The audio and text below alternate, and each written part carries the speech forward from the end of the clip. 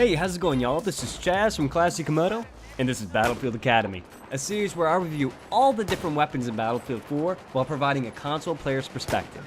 This time, we're doing the CS-LR4 sniper rifle, and what I could say about this weapon right off the bat is the fact that it is the average sniper rifle out of all of them. And what does that exactly mean? Well, first, like I like to do, is get into the stats, and then start talking about how the feel is. First off, its max damage is 100, like a lot of the sniper rifles, and its minimum damage is 59. What that means for you is up close, up to, I believe, 12 meters, you're going to get a one-hit kill to the chest and head, and anything past 12 meters, you're always going to get a one-shot headshot kill. The drop-off actually starts at 12.5, excuse me. The fire rate is 46.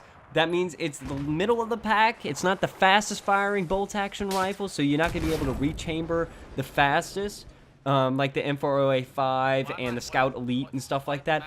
But it's a very competitive fire rate for bolt actions. The muzzle velocity isn't that great, though. It's 500 meters per second. What that means for you is you're going to have to lead your target more. Also, the bullet drop is 9.81 meters per second. I think that's around actual gravity of the Earth. So there's not too much bullet drop, but the thing is the muzzle velocity does count when you got to aim a little bit ahead of people when going, because 500 meters per second isn't the greatest. When comparing it to some of the other ones that shoot 650, yeah, it makes a difference.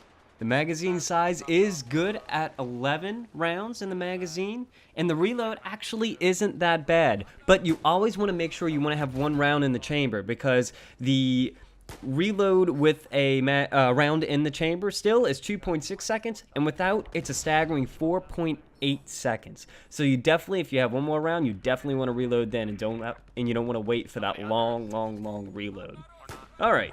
Now let's get into my opinion on it. How do I really feel about having an average weapon when it comes to bolt-action snipers? Well, I can tell you, it was enjoyable, but for certain instances. So I was trying this. I always do my warm-up rounds on Team Deathmatch. So I tried it out on Team Deathmatch, fairly successful. But then again, Team Deathmatch I find mostly is for assault players, and if you want to get warmed up, yeah, you can use it, but for the most part, all your Team Deathmatch maps are very close range encounters.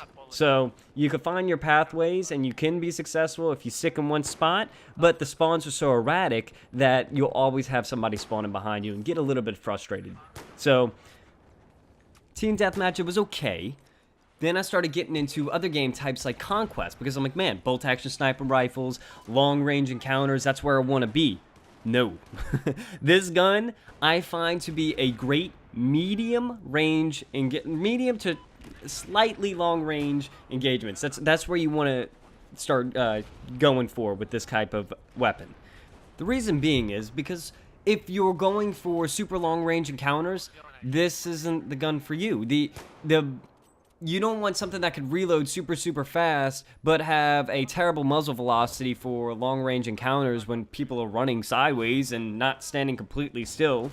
You know, you might get a lucky shot. Like, in the instance, some players are terrible, like the guy right there. You know, he stood still for me, but for the most part, in Conquest, everybody's spawning all around you on all these different points, and not that many people are standing still unless it's snipers. And usually, if it's a sniper on Conquest, 9 out of 10 times, he's using a more appropriate sniper rifle for long-range engagements than you are. So he's going to have an easier time beating you out, and with this gun, you really have to account for bullet drop, and it's just not meant for super long-range engagements, even though it's a bolt action. It's meant for these about 75 to 150 meter shots, and that's where I find I shined, really, and that's where I was most successful with as a console player.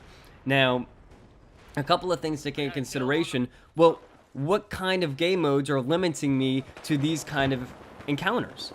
The main ones I found were Team Deathmatch sometimes, but even though spawns were erratic. Team Deathmatch, Domination, when it's the same map, almost the same map size as Team Deathmatch, and Rush. Rush, I was doing amazing in. That's where you see all the clips in the background. I was getting them in Rush for the most part. So I was doing fantastic in rush, mainly because they couldn't spawn behind me. It's very straightforward, and the engagements weren't miles and miles away. Everything was kept to about a 200, 300 meter range, and I placed myself in those halfway margin ranks. You know, I was trying to get myself into the 150 meter range so I would shine, and I did.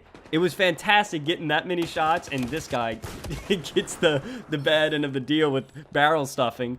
But for the most part, you'll see right here how well I did with it. So what you want to do is, like I said, stick to this weapon with the medium to medium longish ranges. Now, what kind of attachment should you use with this weapon? Well, that's easy. Stick to a 6x magnification scope and the pull action, the pull on the straight pull. I couldn't say it. Use the straight pull because it's the kind of weapon that you're going to be using, and you want the highest rate of fire on it. Use the straight pull. You don't want long range engagement, so you don't want a bipod. It's pretty simple. A rangefinder really helps too when when trying to figure out what the best ranges are for you and trying to figure out what engagements you should get into or not. But that's about it, guys. I hope y'all enjoyed, and I can't wait to the next episode. So as always, stay classy, gentlemen, and you ladies.